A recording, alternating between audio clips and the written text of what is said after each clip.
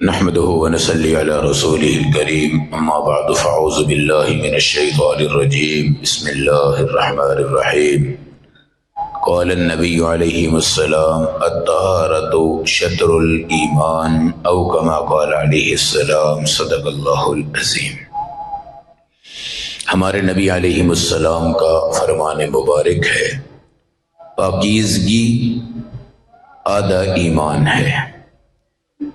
مفتاح الصلاۃ الطہور، نماز کی چابی پاکیزگی ہے۔ اللہ رب العزت جمیل ہے، خوبصورت ہیں اور جمال کو پسند کرتے ہیں۔ میرے آقا علیہ الصلاۃ والسلام کی سنت مبارکہ انسانی زندگی کی حیات ہے اور زندگی ہے اور رونق ہے اور برکت ہے اور رحمت ہے۔ آج کے معاشرے میں ایک جاہل آدمی کا یہ لفظ سن کر دل ٹوٹ کر ریزہ ہو جاتا ہے جب وہ کسی بھی عمل کو نہیں کرتا اور نہ کرنے کے بعد یہ بھی کہہ دیتا ہے کہ یہ تو سنت ہی ہے، کون سا ضروری ہے۔ یاد رکھنا، نبی کے کام کو سنت کہتے ہیں، خدا کے حکم کو فرض کہتے ہیں۔ لیکن آپ یہ دیکھیں کہ جب تک نبی نہیں آیا فرائض نہیں اترے، نبی نہیں آئے واجبات نہیں اترے، نبی نہیں آئے قربانی نہیں اتری، نبی نہیں آئے زکوٰۃ نہیں اتری، نبی نہیں آئے رمضان نہیں اترا، نبی نہیں آئے تو قرآن نہیں اترا۔ سب کچھ سنت کا صدقہ ہے، ہم بھی سنت کا صدقہ ہیں۔ یہ مسجدیں، مدرسے، بیت اللہ، حرم، بیت المقدس، مسجد نبوی، آب زمزم، تمام مقام ابراہیم، مقام ملتزم، صفا، مروہ، حج، عرفات، مینا، مزدلفہ، عمرہ، یہ سب میرے نبی کا صدقہ ہے، یہ سب میرے نبی کی سنت کی برکت ہے۔ آپ علیہ السلام کی سنتوں کی ترتیب مسلمان کو یہ رکھنی چاہیے کہ ہر دن ایک سنت کو پڑھ لے اور اس سنت پہ عمل کر لے۔ اور یاد رکھنا کہ یہ جو سنتیں اور نوافل ہیں یہ اس لیے ہیں کہ اللہ نے جو آپ کو اور مجھے فرض کا حکم دیا ہے تو میرا یہ معیار اور قابلیت نہیں ہے کہ میں اللہ کے فرض کو پورا کر سکوں۔ مجھے چاہیے کہ میں اس میں نبی کی سنت کو ایڈ کروں اور رسول اللہ کی سنت کے صدقے سے اپنے رب سے دعا کروں کہ اللہ مجھے نہ دیکھنا، میرے نبی کی سنت کو دیکھ کر اس عمل کو قبول کر لے، تو انشاءاللہ میرا اللہ ہمارے نبی پر صلی اللہ علیہ وسلم پر جو رحمتیں بھیجتا ہے اس میں ایک یہ ہے کہ آپ کی امت کے عمل آپ کے صدقے سے کیا ہو جائیں گے؟ قبول ہو جائیں گے۔ یہ سمجھ کر آپ سنت کو لے کے چلیں اور یہ سمجھیں کہ اگر یہ سنت نہیں ہے اور نفل نہیں ہے تو میں کس معیار کا ہوں کہ میرا اللہ میرے فرض کو قبول کر لے۔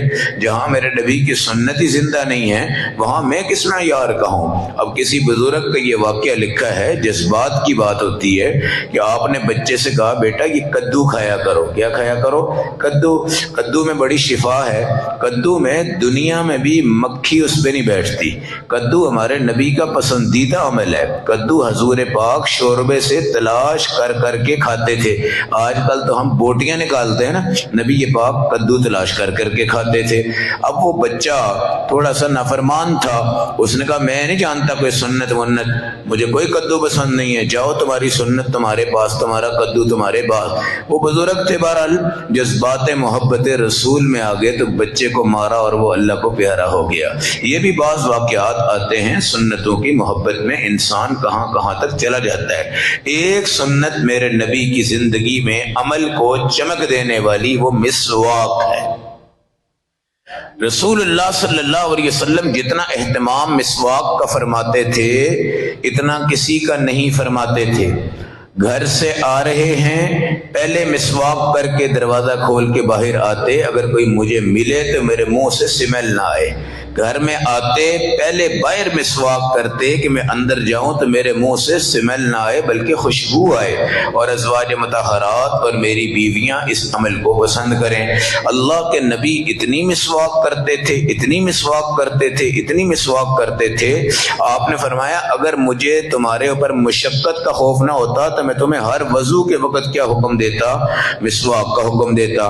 70 فائدے اس مسواک کے ہیں، اس میں سب سے بڑا فائدہ یہ ہے آپ کو موت کے وقت کلمہ نصیب ہوگا، اور اگر آپ کلمہ نہیں پڑھ پا رہے تو فرشتے آ کر آپ کو کلمہ انشاءاللہ العزیز پڑھا دیں گے۔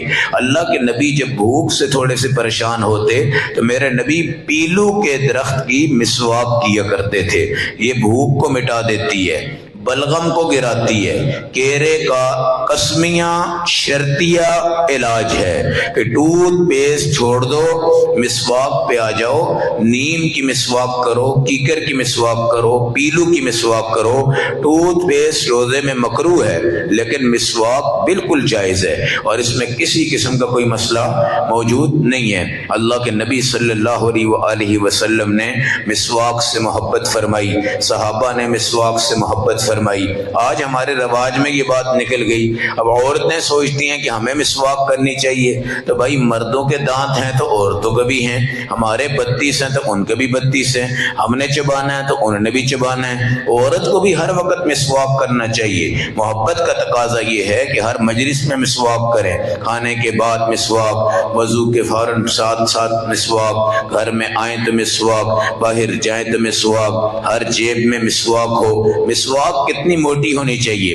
5 انگلیاں ہیں آپ کے ہاتھوں کی، آپ جس انگلی کے سائز کی مسواک چاہیں، چھوٹی انگلی کے برابر، بڑی کی، چھوٹی کی، درمیانی کی، آخر کی، کسی بھی انگلی کے برابر آپ مسواک کر سکتے ہیں۔ مسواک کتنی لمبی ہونی چاہیے؟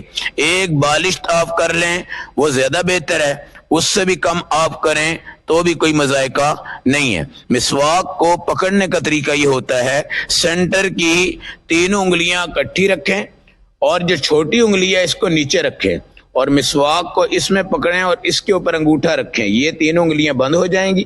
یہ یہاں پہ ایک اوپر سے آئے گا، دوسری انگلی نیچے سے آ کے مسواک کو گرفت میں لے گی، اور آپ نے دانتوں کی دائیں طرف سے پہلے مسواک شروع کرنا ہے، پھر آپ دانتوں کے سینٹر میں مسواک کریں، پھر آپ دانتوں کے بائیں طرف مسواک کریں، اور مسواک کو زیادہ نہ دبائیں بلکہ ہلکا ہلکا سلو مسواک کریں، مگر اس سے پہلے اس کو اچھی طرح چبا لیں تاکہ اس مسواک کا نظام بہتر ہو جائے اور مسواک کرنے میں آپ کو بڑی آسانی ہو۔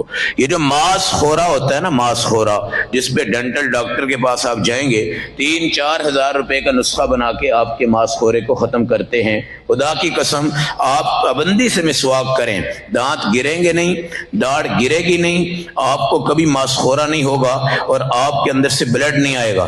آپ نے دیکھا ہوگا جو بندے دانتوں کو کچھ بھی نہیں لگاتے، 2 مہینے بعد ذرا سے لگاتے ہیں خون کے فوارے نکل آتے ہیں، یہ ماس خورا ہوتا ہے، یہ اندر کی جڑوں پہ جاتا ہے اور دانت کی بنیاد کو نکال دیتا ہے۔ اور ہمارے صحابہ کرام کے دانت گرنے کے واقعات بالکل نہ ہونے کے برابر ہے۔ ہمارے نبی کا جو دندان مبارک گرا ہے وہ ایسے کبھی نہیں گرا، بلکہ جنگ احد میں دشمنوں کے تیر کی وجہ سے آپ علیہ السلام کا دندان مبارک گرا ہے۔ تو مسواک آپ کی پسندیدہ ہے، اور تمام نبیوں کے اندر اللہ نے مسواک کی سنت کو زندہ رکھا ہے۔ ہمارے نبی پیلو کی مسواک بہت زیادہ کرتے تھے، آج کل ہمارے تبلیغ والے بھائی ماشاءاللہ مسواک کی بڑی پابندی کرتے ہیں، ان کی جیب میں مسواک ہوتی ہے، آپ صلی اللہ علیہ وسلم کی سنت سے ان کو بڑی محبت ہے۔